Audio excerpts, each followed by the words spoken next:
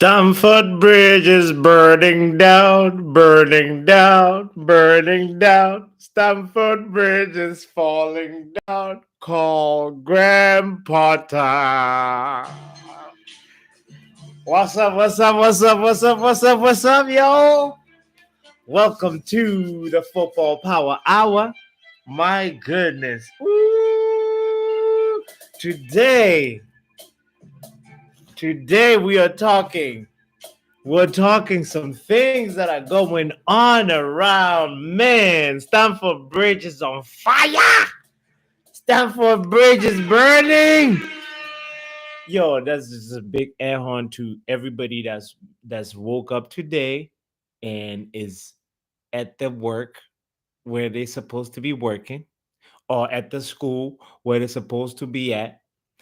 Because today seems like National Coach Firing Day or something. There's just something in the air where everybody is losing their jobs. My goodness, what is going on today? Also, we all know Chelsea sacked Tuchel, Sevilla sacked Lopetegui, Leipzig sec Tedesco, Domenico Tedesco. Um, Reports also that like Bologna also sacked that coach. Like, what is in the air? So that's why anybody who's got a job and is at that job today just has to be like, yo, I'm grateful. So we're grateful. We happy. We deserve these flowers. Because wow, it's just a testament of how anything can change anytime, any day. So, but like someone get Big Sam Allardyce on the phone because there's a vacancy opening at Stamford Bridge. It'll be dope to see Big Sam back, or maybe get Sean Dyche. But man, Todd Bowley out here moving. He causing a ruckus. Todd is causing chaos. Todd is causing some shit. Like, what is going on, man? First of all, Todd, I gotta let you know I was looking forward to the handshake between Thomas Tuchel and Conte. I was looking for the sequel.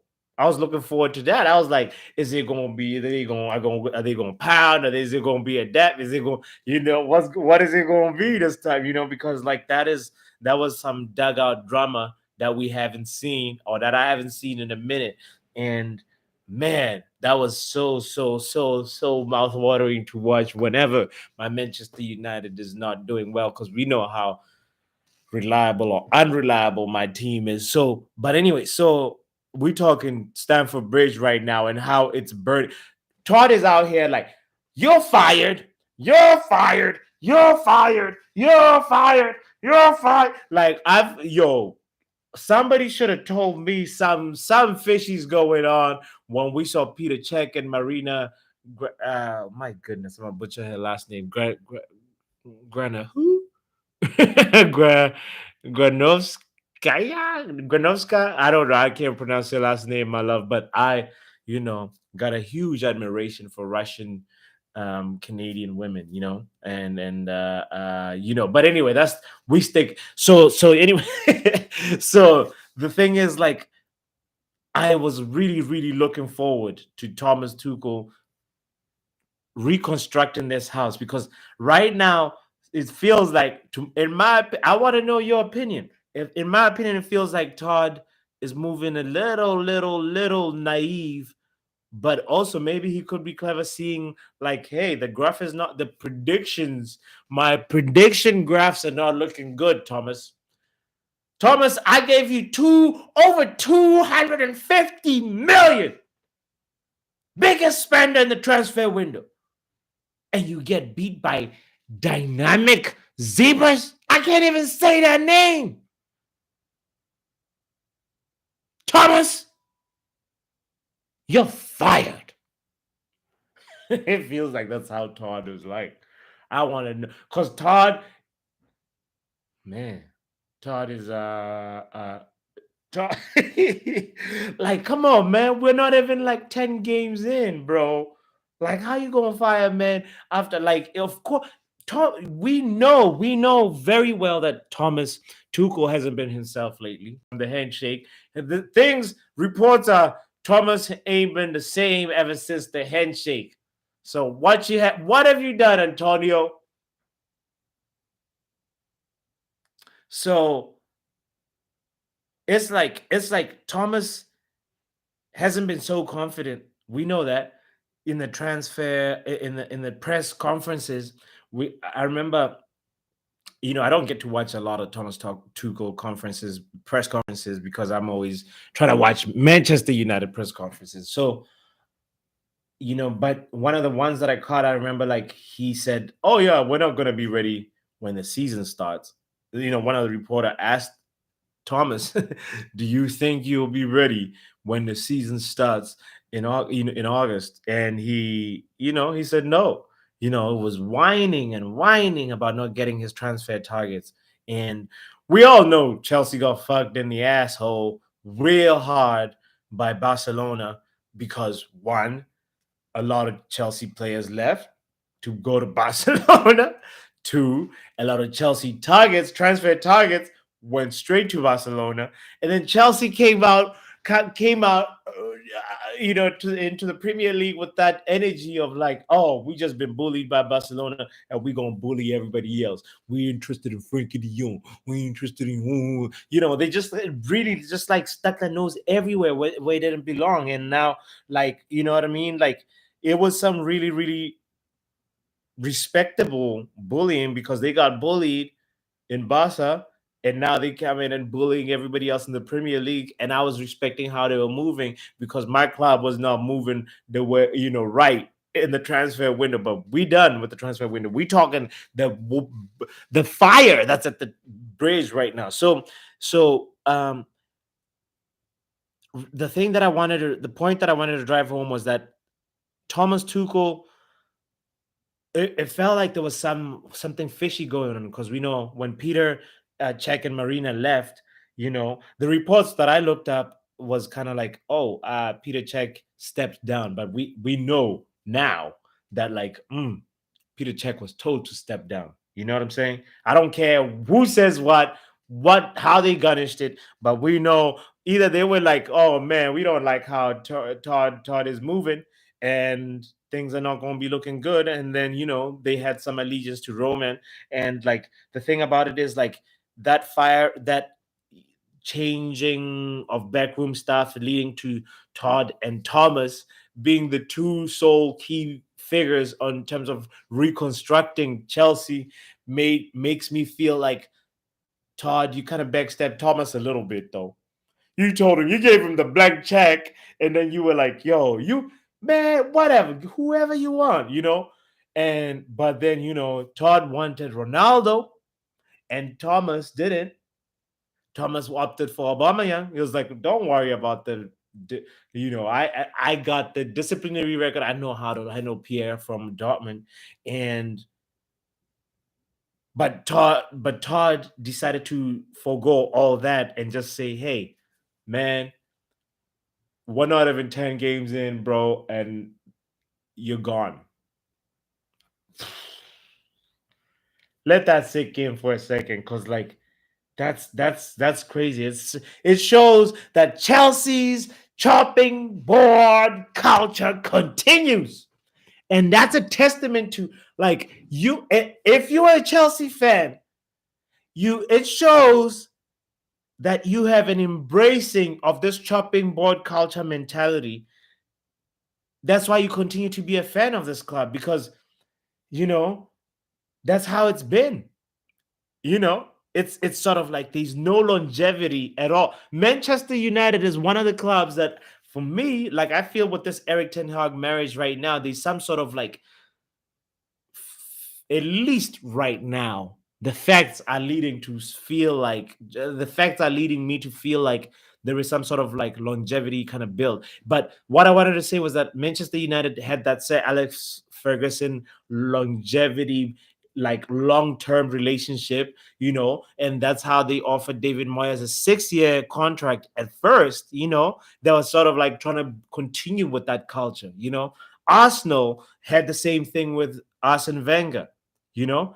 And I feel like that's what they're trying to do with Arteta. Because even though I feel like Arteta is kind of peaked, but that's a side topic. But right now we're talking Chelsea. So the chopping board culture mentality continues, and that kind of just makes me feel like this is not good. This is going to be different. Been so many changes in the club, in the upstairs, that like there has to be some sort of turbulence that makes me feel like I want to make the claim right now that Chelsea will not end up in the top four by the end of the season. Mark my words. They have like that chopping board culture mentality, gives them a trophy every couple of, every almost 2 years, so maybe it works for them. So, but like they couldn't beat Dynamo Zagreb. So, like my Chelsea friend did not pick up the phone. So, like, that's why I had to go on the stream and be like, yo, Chelsea fans, educate me. I know I'm speaking as a Manchester United fan, but like, yo, I'm down for the conversation. I'm down for the education, because that's all I'm here for as a football fan. But I just want to just say, I witnessed Thomas Tuchel become more than just a manager. And for that reason, I feel like he was done dirty. He was done wrong, you know. Even though maybe Todd is trying to be like, yo, I got the iron fist. I'm trying to, show that I'm here for business, you know.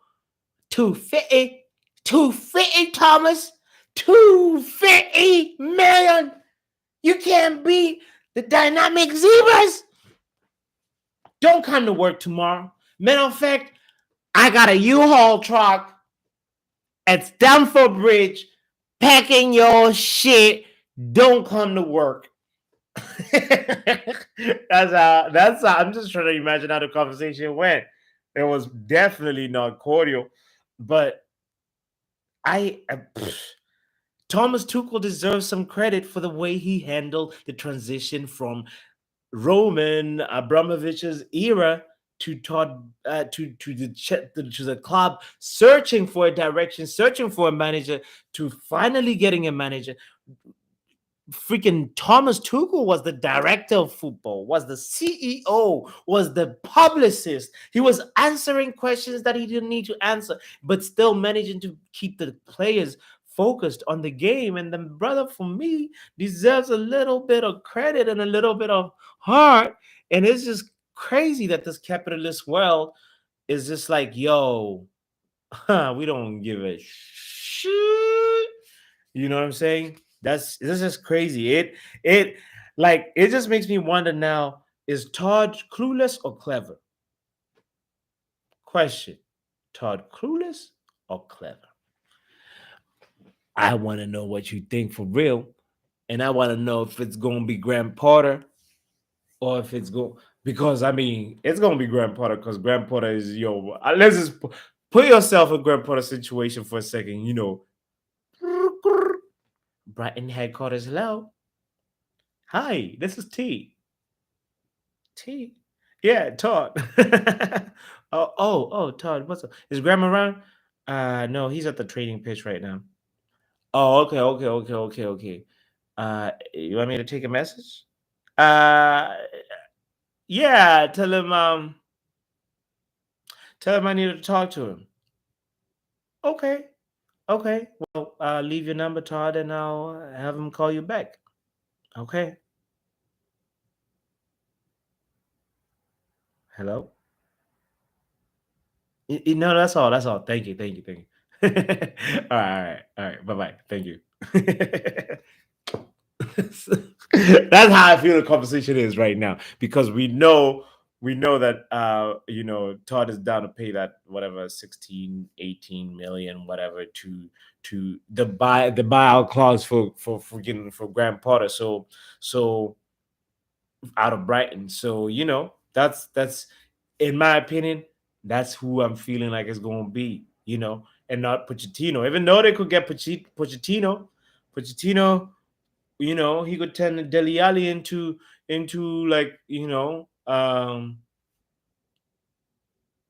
almost Kaká, sort of, into hints of Kaká. Like I saw Dele Alli at one point. He was so informed and so sharp, man.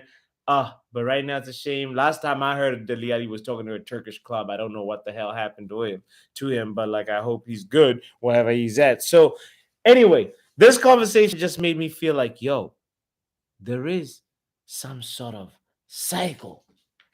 There is some sort of you know situation that keeps repeating itself at Chelsea. These are the grades from my kids from last game. You know, the grades look good, don't they? Just a few B's, a lot of A's. You know, some A's should be B's a little bit, but they some more B's that I think need to be A's. But that's a different story for a different day. But right now, when I'm thinking about, did Todd do Thomas dirty or not? Because it feels like it. It really, really feels like it. I don't know about you, but it feels like, there's some Dame Dash, Jay-Z, Kanye situation, backstabbing situation going on where either Todd, but thing is like Todd,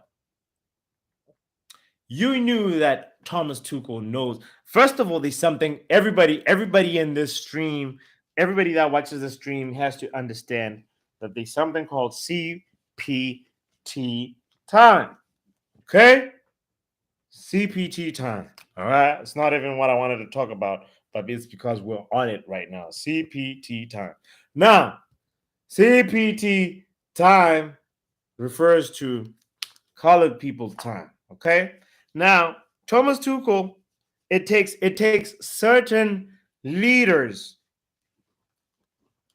who have what I call cultural capital to know the dynamics of the team members and how to get the best out of team members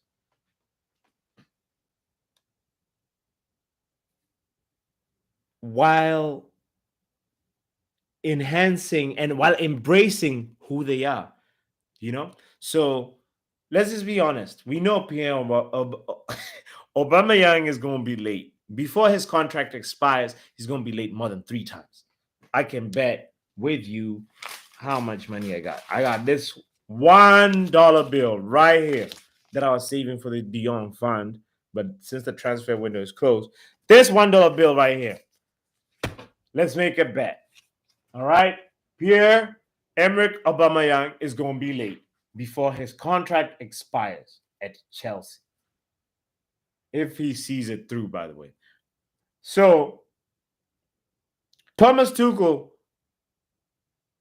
was willing to bear the risk of inviting Aubameyang into the party because he knows that he will send a team WhatsApp message saying team meeting tomorrow at 9 a.m. Okay? And then he's like to everybody in the team, hey, ignore the WhatsApp message, look at the email. And the email says the team meeting is at 11. Okay?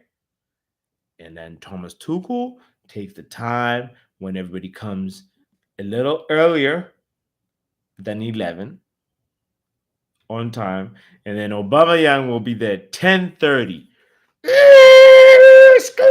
Parking lot, rushing out, being like, oh man, I know, like the meeting started at 9. He's just trying to make sure that like he shows up and gets the conclusions of it. But then like everybody else is coming in. It's 10:40, 10:45. Aubameyang walks into the building, and then everybody sits down, and then the team meeting actually starts at 11. That's the type of managerial skills that Thomas Tuchel had. The German knew how to culturally adapt and to get the best out of.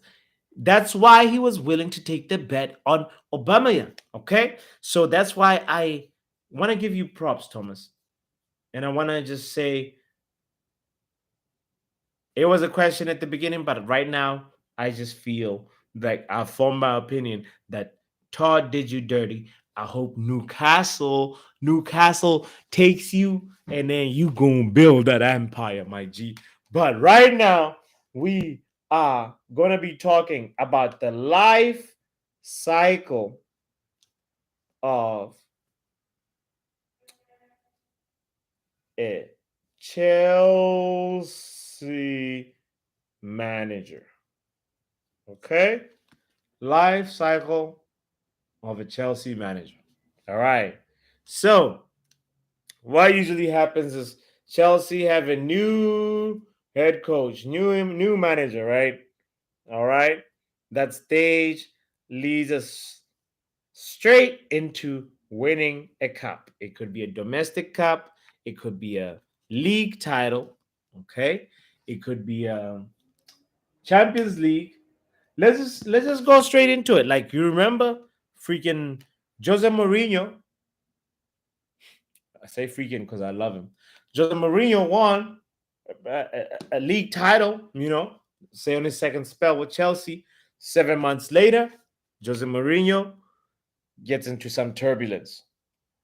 All right. There's always some sort of team turbulence. All right. Team turbulence happening off the pitch. And it usually trickles to on the pitch.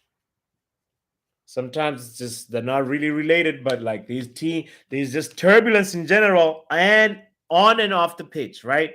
And then next thing what happens is that stage generally just leads to just one moment where there is a loss of an important game or a game of significance, you know. With in Jose Mourinho's case, we saw it wasn't even a loss. It was a draw that felt like a loss. Um, versus Swansea, I think was a 2-2 draw, and then we know that in that game or the game prior there was like the turbulence that was happening with all the other players. With Fabregas, with the Hazard, with Eva Canero, the medical the very, very, very, very memorable Eva Canero that and she pretty much was just like sort of like the summarize what was going on, some of the problems that were going on with Jose Mourinho's like time there, where the club just needed some rinsing, some refreshing, because that's what happens when people sort of like come together, different departments. There's gonna be sort of like some players or some people that are sort of on the decline or that need to be weeded out, and new fresh energy that needs to come in, and that sort of like structural management is something that needs to be paid more attention to, because a constant refreshing of a football organization, or any organization, really any team, as constant refreshment is necessary for the team to continue thriving at the highest level or highest output possible that it can achieve. So the loss of an important game in this moment, we're looking at Thomas Tuchel, who lost a significant game, which is the opener of the Champions League group stages. Mm, mm, mm. Thomas, we know that like you came out really, really, really, really. You got out of jail. You got a get out of jail free card versus West Ham. We know that, Thomas. We know that the VAR really, that shouldn't have been a draw. That should have been a loss. Okay? There's a lot of VAR injustices that happened over the weekend. There's the VAR injustice versus Liverpool Everton. We know that Virgil van Dijk stands up, red card.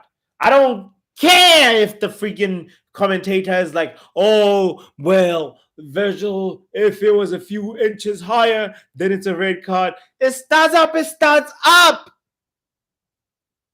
and he's off the ground. This is not one of those where like somebody stepping on someone and they could have maybe and down the ground both standing. No, I'm talking Virgil van Dijk with his studs face endangering an opponent. Virgil, that should have been a red. You got a yellow, and that was also a VAR injustice that maybe I'll talk about. But right now we're talking about the life cycle of a Chelsea manager. Where is KG to keep me on track? Guys, keep getting distracted. But we're talking about the stage when there's a loss of a very significant game, and you know what that happens? It leads to when you are still thinking, well, okay, maybe Chelsea's gonna face Fulham next, coming up in the Premier League, and they're gonna turn it around. Now Aubameyang is gonna be fully gelling in. They created some chances that were not really that great, but once he's still in that zone because of after this loss of an important game, even somebody who's not a Chelsea fan like there's the news that come out. Boom. SACK, in case you can't see. The unexpected, let's say,